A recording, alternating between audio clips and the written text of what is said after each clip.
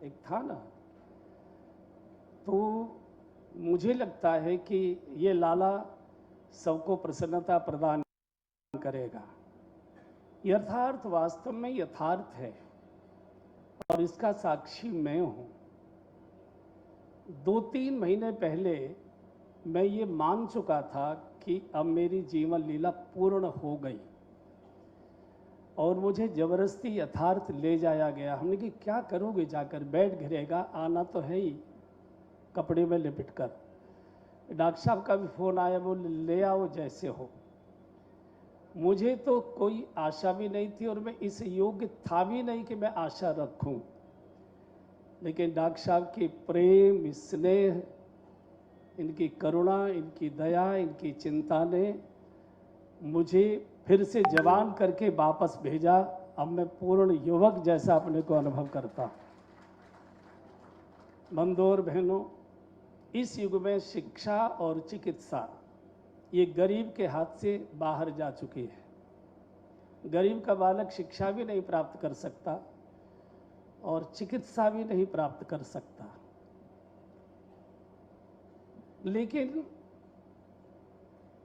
इसमें चिकित्सा की और चिकित्सकों की सफलता ये है कि वो कर्जा लेकर, जमीन का टुकड़ा बेचकर, बहू के जेवर गिरवी रखकर अस्पताल लाता है, रोता हुआ, सिसकता हुआ, घबराया हुआ आता है और जब मुस्कराता हुआ अस्पताल से बाहर जाता है तो उसका सारा कर्जा माफ हो जाता है, उसको कोई चिंता नहीं रहती। हम ये चाहते, हम इस गरीबी में से निकले भी, जैसे डॉक्टर साहब ने अपने जीवन के बारे में बताया। और मैंने इमरजेंसी में अलीगढ़ जो मेडिकल कॉलेज है उसके बहुत पापड़ मैंने भोगे हैं। हमारे कार्यकर्ताओं को बहुत प्रकार से घायल हुआ, वहाँ दंगे बहुत होते थे और एक बड़ा अस्पताल वही था। पहले वहाँ पहुँचना कठिन, उसमें हिंदू का प्रवेश करना बहुत कठिन, उसकी सारी चिकित्सा होना और ज़्यादा कठिन। और तीमारदार को भी लगता था कि ये तो जाएगा ही जाएगा, हम भी इसके साथ चले जाएंगे, ये स्थिति थी। लेकिन अब चिकित्सालयों की स्थिति बदली है और मुझे पूरा विश्वास है, चूँकि डॉक्टर साहब ने बोल दिया वो विषय में बोलता। डॉक्टर साहब कितने करुणा के हृदय से भरे हुए हैं। हरिद्वार से लेकर बद्रीनाथ, केदारनाथ, गंगोत्री, यमुनोत्री, पूज्य महर्षि का उत्तराखंड से संबंध रहा है। कितनी दुर्दशा है वहाँ। महिला को बच्चा होना है, बच्चा उल्टा हो चुका है, चीख रही है, सिसक रही है, चिल्ला रही है, कोई सुविधा नहीं है।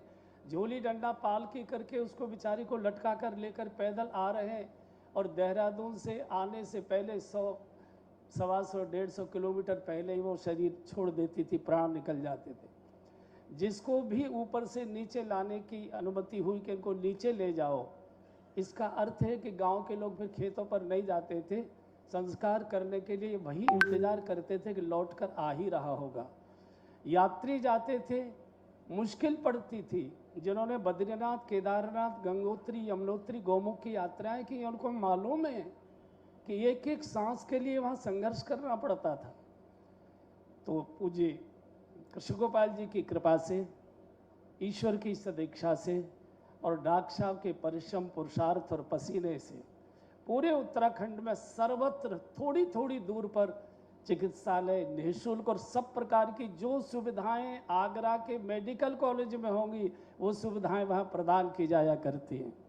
मुझे विश्वास है कि यथार्थ आगरा में भी यथार्थता को ही प्रकट करेगा। मेरी बहुत बहुत शुभकामनाएं। पूज्य अम्मा जी और बाबूजी को मैं नमन करता हूं कि आपने ये प्रेरणा देकर एक नए युग का सूत्रपात कराया और सभी बालक डॉक्टर हुए। और हमारे डॉक्टर कपिल त्यागी जी तो बिल्कुल देवता भी मुझे लगता है नमन ही करते होंगे डॉक्टर साहब आपको। जब मैं नमन करता हूं तो देवता जरूर करते होंगे। इतना भरोसे का ये यथार्थ है। यथार्थ अपनी यथार्थता बनाए रखे और पूज्य महर्षि का आज आशीर्वाद मिलने वाला है। यथार्थ वास्तव में यथार्थता सिद्ध करेगा, ऐसा मुझे विश्वास। ईश्वर से मेरी प्रार्थना इन्हीं शब्दों के साथ पूरे यथार्थ परिवार को आप सबको प्रणाम करता हूँ। धन्यवाद।